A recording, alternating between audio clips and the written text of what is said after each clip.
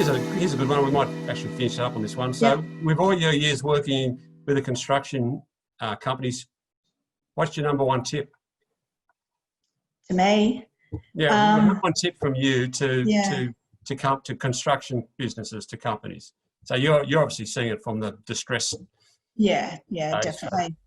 Look, I think it's you know, probably it depends on what hat you're wearing. From a subcontractor's perspective, the biggest thing I see is the loss of cash retentions. If you have the ability to utilise bank guarantees, you've got much better gravity when it comes to an external administration, because from our perspective, if there's no claim, we literally just hand back the piece of paper and that's dealt with.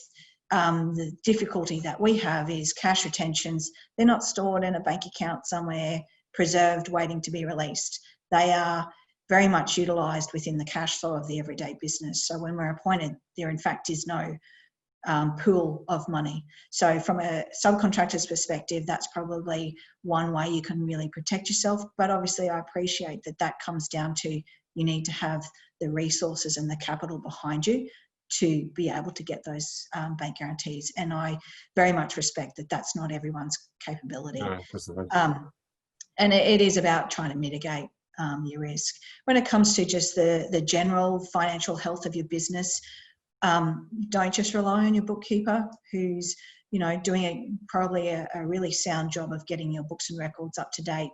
They're not going to be the people that give you the proper advice around where your financial position is. Make sure you actually have a insight into your cash flow, what your project margins are, when you anticipate your liabilities are going to hit. From an accounting perspective, we typically talk about a 13-week cash flow. And it's not just the accountants that think they're valuable. It is very much your tool into whether you need to be doing something different to what you're doing today to help you in 3 to 6 months' time. And without that planning, and none of us have time for planning, but it's absolutely the most critical thing you can be doing, is making sure that you are preparing yourself for what's happening in the future.